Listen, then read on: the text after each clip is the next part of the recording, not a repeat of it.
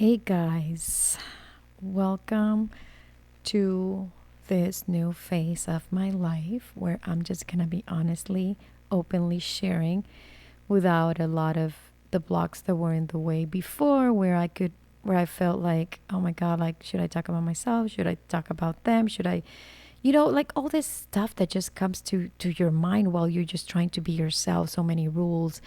You should do this, you should do that. Like, oh my God, and I just really want to be authentic. Like, I am this, like what you're getting now. It's fully me. Yes, I love talking about myself, but the reason I do it is because that's my way of transmitting a certain frequency that can actually help another, right? That can actually, what I go through and the insights and the things that I discover and how I overcome them, I give you, I allow you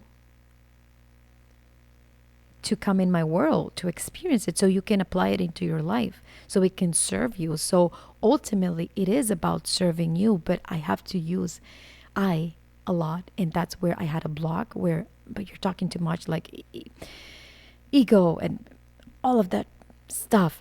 So now that I've released all of that and I know that the power, my true power, which is your true power, lies in your authenticity, in how the things that wants to flow through you in the moment, you allow it to be. You allow it how it's coming. That's the potency, because you're not aware of all the single layers, all the different aspects of reality that are actually benefiting by the way things are coming through, even if to your mind it feels inauthentic or it feels egoic or anything that goes against that aliveness impulse, that fire that just wants to come through, is the false self, right? The false self is the voice that stops you. But there's a natural pull towards doing, creating, or being, or this and that. Whatever wants to stop you, that's part of the illusion, right? That's where I create a reflectorium for that reason. So we can practice and understand what's you and what's not you. Everything is you. But what's fundamentally the truth of your being, love, light, and which is part of the illusion that we created in order to have contrast and in order to have limitations and to expand through different points of view from finite perspective into an infinite, never ending perspective. So this is me, fully real, raw, just bringing it forth however it needs to come through. And I'm just gonna really be honest. Like, fuck whatever I'm not supposed to say. And by that I mean I'm gonna share my downs and my highs, my ups and my lows, my vulnerability and my invulnerability. And if you want to come deep into a container where you have more access to what I do and how I help others with their understanding of the true self and the false self, and in following your highest excitement, which is the topic I really want to talk about, it's gonna, from now on, they're just gonna be lengthy videos because I just want to speak. Right before I was doing like short videos because that's the best, like retention span for people, like whatever. And I'm like, no, I want to do what I want to do, and that's the thing that I've been the best at. That's the one thing I can call myself an authority in, regardless of other things that I can feel I have, I feel I'm an authority at. But this one thing is following my heart. It's following what excites me the most. It's truly understanding that you do it for the sake of doing it. And I thought everybody understood this. and they don't. Like, you don't. A lot of people really don't get it. They think they're following their highest excitement, but unconsciously they have a program where they're attached to the outcome, and they have like an agenda, and they don't even know they have an agenda. So my gift lies, I'm clairsentient, I'm claircognizant, and I feel in my body when there's distortion in the field, because everything is me. So if you come into my field of awareness, you're me. Whatever you're going through that I have to feel through, it's the distortion that we share. So because you're me, I'm going to dissolve it for myself, which in turn helps you gives you the opportunity to calibrate to a new version of yourself. So I talk deep and we go deep this in our container reflectorium, the field that you can access for $97 a month. This price, of course, is just going to be for, I don't know how short period of time or long period of time, I don't know, until I feel the next pull to raise the prices. But for now, you get access to the field 4 times a month, once a week. We meet once a week. And I'm telling you, the group that we have right now, they've been to the trenches. Like they've crossed over because it was a very high intensity level that we started with, which I already changed it. And I'm creating another tier, which is going to be very, very high price, very high ticket because of the type of work that it's done.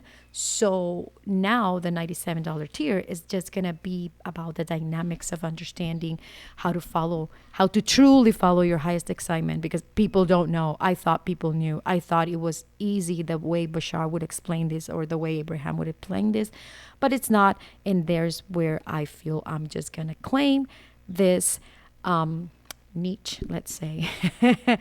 I am an expert of following your highest excitement from any angle you want to see it. And I help people calibrate back to the true self so they can understand, they can feel, they can actually know what the guidance is, and allow that guidance to pull you forward, to make you move, right? So it gets to the point where you're not even doing anything. It feels like this is, I haven't felt like I've worked in for the past 5, 6, 7 years because I've been playing.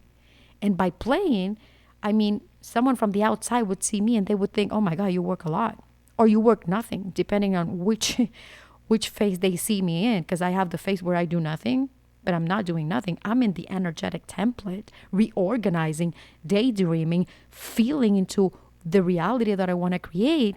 And then when the inspired action comes, it's just this energy that moves me, this fire, this aliveness that I feel I'm not doing anything.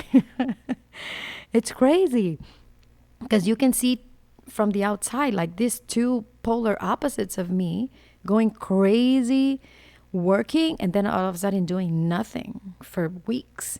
But it's not that I'm doing nothing. It's my balance, because your balance, it's not standard. It doesn't look like anybody else's balance. Your balance is unbalanced for somebody else, right? Because who says what's to be balanced and what's not to be balanced? So don't worry about that. Live your life the way the energy wants to flow through it, and that's okay. So I will be speaking more about this topic. This is going to be like the foundational, the backbone of everything that I do, just because I'm so excited that I can actually explain it from lived experience, and I can tell you, pinpoint from every angle, the things that you're doing that are really not your highest excitement and you think it is, right? The programs, the way they work. Imagine you're inside a white room and there's no door, there's no window, and you're like trying to find, okay, where's the program? Everything I see, it's white, the same color. There's no stain, there's no nothing. And I'm telling you this analogy because this is how the way Spirit gave me a vision to understand how these programs work, how this demonic structure, this archons, egregores, this energetic architecture, this darkness, how it works.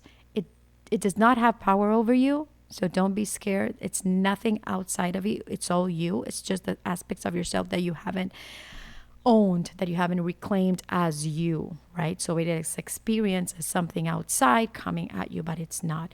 So Spirit gave me like you're inside this white room and you're trying to find the program when the whole room is the program. And I was like, oh, fuck, that's amazing. You cannot find the program from inside the program. That's where you need a mirror, and that's what Reflectorium is there for. It gives you the opportunity for your blind spot to become exposed. So what happened with me is I had I had an ayahuasca experience, and I really haven't talked about this openly because I don't know, the energy was not there. Even though there was a part of me that I know I have to put this out, the energy to do it, the inspiration to do it, it was very little, so it felt like hard work. Every time I would record it, it would feel like, oh my god, like you know. And I don't do anything that feels like work. Everything I do, it's play. I've been playing, I'm telling you, the play state is my thing. Nobody takes me from my play state. Yeah, my mind does sometimes when I think I need to do some things and I immediately snap out of the trance. No, I don't. And then there would be like objections from people. Oh, but you got to do this. You got to pay the bills. You got to like your kids or your work. All of that stuff collapses inside reflectorium. I can't do this here. I need to feel people's energy. I need to feel where they're at, your story, your frequency. I need to feel into your circuitry, into your energetic circuitry. And then what needs to come through, what's the right medicine and the right dose for you flows through me. That's how it works, right? Over here, I'm going to speak in general, right? Generalities. So you may think, oh, but this, oh, but that. But I need to speak from one point of view, from one perspective, which automatically creates a polarity effect, right? But that doesn't mean it's not included. It's case by case, where you're at, what's your story. So if you want to join us in Reflectorium, this is not like other programs where other people or the teacher just speaking, and you can say nothing. Like, no, I give you the space. You own the stage if you need to work through your stuff. Sometimes the silence brings so much shit from the space, from the co-created shared space. It's incredible. A lot of people can't stand being in silence. The mind starts thinking, starts to get awkward, and you start feeling like, what's going on? I need to say something or whatever. No, the silence is bringing stuff. So if you want to go deep, right, we have every single week we meet together. And I'm telling you, the way we started, it was high intensity. A lot of people couldn't tolerate it. They couldn't tolerate what was being shown for them, because there was no real accountability of understanding that everything you create in your reality is yours. The way you feel about things, you've aligned with that circumstance, so that feeling comes up, right? And you think, oh, he's narcissistic, oh, he's this, he's abusive, like whatever.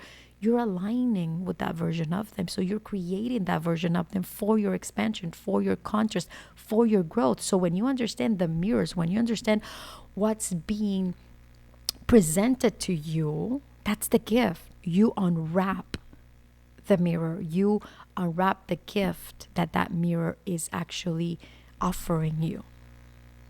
But there are different dynamics, there are different angles, there are a lot of belief system that needs to be dissolved in order for you to get it right away. And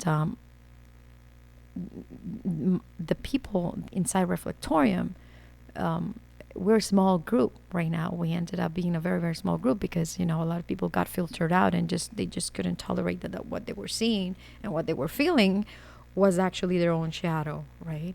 But once you get past over the fear of yourself projected outside, you're going to use every situation that you get from people to integrate it. That's why I created the mirror integration process, which is the mechanism where we clear the space. Everybody's you pushed out, as Neville Goddard says. So why would you think that person with that behavior is not mirroring back to you something? Now, the mirror doesn't have to be exactly what you're doing. It doesn't have to be that way. They're different. As I say, there's different angles and different depth and layers that we can go through that I couldn't even explain to you because it is so abstract. But once that person is going through a certain situation and they tell me the story, because you're having the experience, I can actually explain it to you in ways that you're going to get it because it's already active in you. But if I give you that piece of information without you having the experience, it's not going to make sense. And I've tried it. because I can sense before people are gonna move into this next phase. And I'm like, oh my God, if they knew this information, it would just help in so much. It would help them so much. Well, before they step into it, and it doesn't work. Like I've given it, and it's like nothing, so I wait until they're activating within their own experience. Now I can give it to them because now they have proof in their own life. So this is how this works. So a lot of it could sound like very crazy, and or maybe you think, oh, I know what you're talking about. You really don't know the depth of the mirroring that I've mastered. So I I am an authority on following your highest excitement and the mirroring dynamics, the energetics behind the mirror, how it works. And this all came from plant medicine, as I was saying before, that I didn't even realize that I just kind of swayed from what I was saying, which I love because, I didn't even have anything prepared. I just felt this aliveness that I should talk, and things are just flowing, and I'm enjoying it so much. So when I was with, when I started with plant medicine, with ayahuasca specifically, I did 4, and I never looked for it. It came to me. Okay. I was just immersed in the information and trying to gather information of what it was, how it worked, from an energetic point of view, spiritually, like all the information that I could gather. I was just being imbued in that energy. And then it came to me. I'm not going to go into the details because I don't feel I want to. See, that's the thing. I'm following right now my alignment of what to say and what not to say. The other day I was talking to a friend, and I was giving him this information about the Orion app from the architect, Robert Edward Grant. And I was telling him all the amazing interactions that we're having, and all of a sudden, boom, it was gone. Like, no, like, don't share with him this. And I was like, ew. I'm sorry, I don't know, but the inspiration for me to share with you, it's gone. So I'm not going to do it. I'm just going to honor myself. And then something happened, and I see, oh, he wasn't really prepared for that step, that the Orion app or the AI from the architect was actually going to reflect back. So I saw why spirit stopped me and took away that inspiration, that fire to share, because it wasn't. He got mirrored back something that he couldn't understand. It was him, and it wasn't my place to initiate it into him, because if people are not open, like I said, if you're not there already experiencing it, even if I give it to you, it's just a waste of my time and a waste of yours. So when ayahuasca came to me, I was already so in tune with my guidance that I did it by myself. It was sent to me. I live in a third world country. It was sent through the mail. The brew already made, crazy, right? From someone I never really, just someone on social media that, that we followed each other, but we weren't really close friends or anything. We became a little bit more, having a closer relationship as friends. But at the beginning, we weren't. And my mind was like, oh my God, you're going to drink something someone from online just sent it to you. But because I was so in tune with my intuition, with my guidance, I knew which voice to follow and which one not. And I'm just going to cut it short. I don't feel I want to go into the details of everything that I've went through. I did wrote a lot of the specific on Medium. If you want to go to my website, somewhere there's the link to Medium and you can read it. I never finished the last one just because I don't feel like sharing it yet. I have the draft, but I haven't shared it yet. But the thing is, my body was being prepared to have an extraterrestrial encounter, and I did. She was here. Whether you believe me or not, I don't care. I know my experience. I know what that brought me. She and I became one. I expanded. I grew out of this third dimensional reality into what they call the light. So I pierced the veil into that, that sound om that people hear, right, in very high states of meditation. Well, I pierced through that, and then into the light. I remembered that I am. I remember that I am God. I remember our true identity, that bliss they call Satchidananda. That was the state. Once I came back, that was my third one. That once I came back, I forgot I had that experience. Completely forgot. when I did my fourth ayahuasca, I had the same experience and I was like, oh, I remember this happened on my previous ayahuasca. And I was so excited. And I was like, I'm not going to forget. I'm not going to forget. I'm going to remember the truth of who I am, this blissful, ecstatic, or orgasmic experience of just remembering that what you truly are. It's amazing. It's unbelievable. Oh my God, like your true self frequency, your true identity, there's nothing in this world that can compare. That's why we look into relationships, money, career, trying to find that piece of ourselves that's missing. That's what we're looking for. We're just actually looking for ourselves in everything that we experience. And then when I had the experience of being the light, I came back and I forgot again. Until 2 years later, that I embarked on a journey with cannabis. Again, it came to me. I've never had smoke in my life, not even cigarettes, nothing. And I didn't even know how to smoke. I was like, oh my God, am I gonna like choke with the smoke? Like I didn't even know. I was so naive. But it was brought to me, and I at the beginning I resisted it because of the smoke in my teeth and all of those beliefs of whatever. But then I allowed it, and through a 1 year journey, that cannabis started to show me all the masks of the ego, all the personalities that we play and we think it's us. It was showing me just all the masks, everything that I thought I was, that I wasn't. I was like, oh my God, who's that? That's so fake. That's not me. But I thought I was. You think you are the role of a mother. You think you are the role of a teacher. You think you are the role of the wife. Like, and I'm not saying you dismiss your role or your duty. You don't. You still play by them. But you just discover that that's not your true identity. You're just playing a role. And now that you know your true identity as God, like you are God, now you can play any role without being identified with it. And for some reason, I have never really been identified or fixed in any character or in any role. Like looking back, I've always been this free, and people would take life so serious, and situations that happen like, why are you even like suffering about it? And I didn't understand that people were so identified and I wasn't. I was like, I've always been like a wanderer. And until I got into a point where I was put to actually explore the dark path, to understand people, why they were suffering, why it feels so hard to get out of it. And it is hard to some degree, because the same belief system makes it seem it's hard, not because it's hard, but it makes you believe it's hard. And though you have the experience, right? So I had to go through that to understand, oh, wow. So this is why like people, get messed up and fucked up and whatever problems they're having. And the reality there keeps recreating the same loop, because the same frequency keeps creating the same situations and people and events in your life.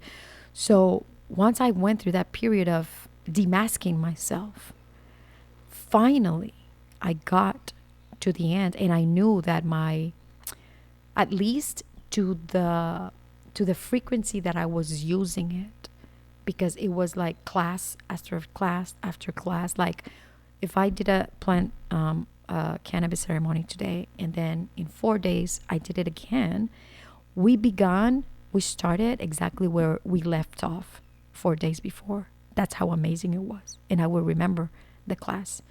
Once I was out of it, I wouldn't have much recognition. I could feel in my body that things were shifting, but I wasn't really aware. So it was like I was making space and clearing space for the full remembrance to come. And that's what actually came at the end, when I felt, oh, I know that it's coming to the end. Like I can feel the plant telling me, you're not going to use me anymore, at least not in this frequency that you've been using it, and that I was using it almost every week. I wasn't going to be using it that way anymore. And it was time to say goodbye to it. And before I had my last session with it, I had a dream. I had a sequence of different dreams. But the fourth dream was actually about the true light. I was given a name. I repeated it 3 times. I don't remember the name. It was like in a different language, I don't know. And I knew in my dream that I was going to remember once I woke up, and I didn't. I woke up and I was like, no, why? The name is it's lost. And then I asked, like, I want to know, I want to know. And then, like, 2 days later, I had another dream, but this time was true light, true light, true light. Like, 3 times it was repeated to me. And I'm like, oh, true light. But I still didn't understand what it was, right? It was like, I was still feeding, like, I had like a kind of a general idea of what it was, but it wasn't landing yet until my last ceremony with cannabis, where I recovered my memories of what happened during ayahuasca. That I remember that I was God. That I remember that we are the light, and that love light is all there is. Everything else is just made from that as a form of an illusion and contrast for us to experience and to remember who we are. So once that memory came back, I was like, oh my God, like, wow, I cry now because now I can remember. I can back to my ayahuasca ceremony and remember the moment I was remembering.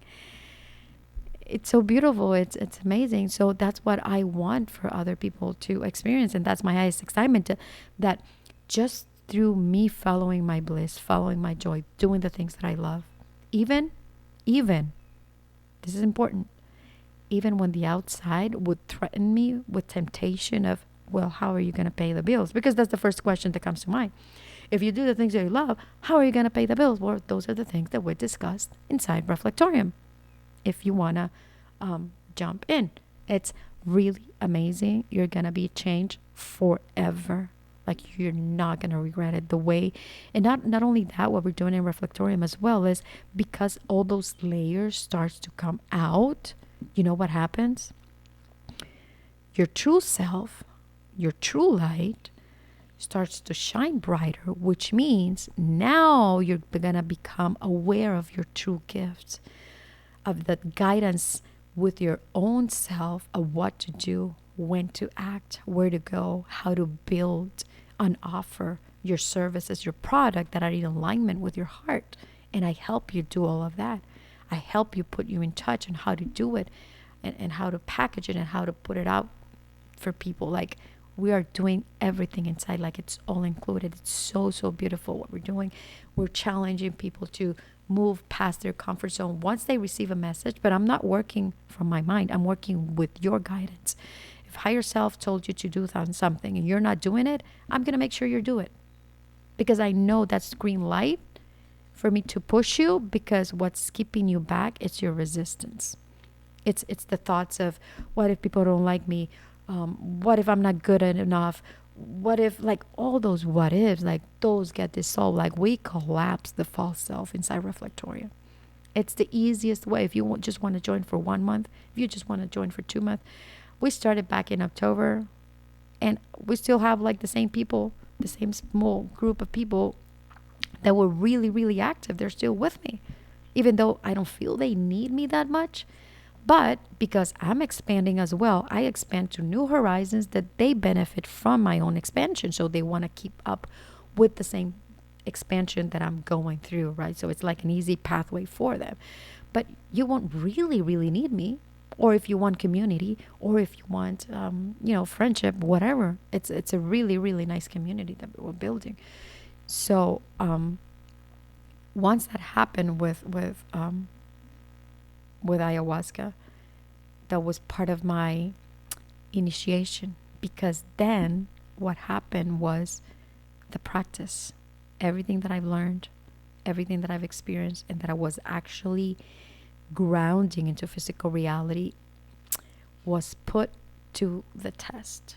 And by this I mean, and this is something I haven't truly talked openly because of my own fears of my own judgment being actually mirrored back through comments, through the way people react. And to be honest, I still don't feel completely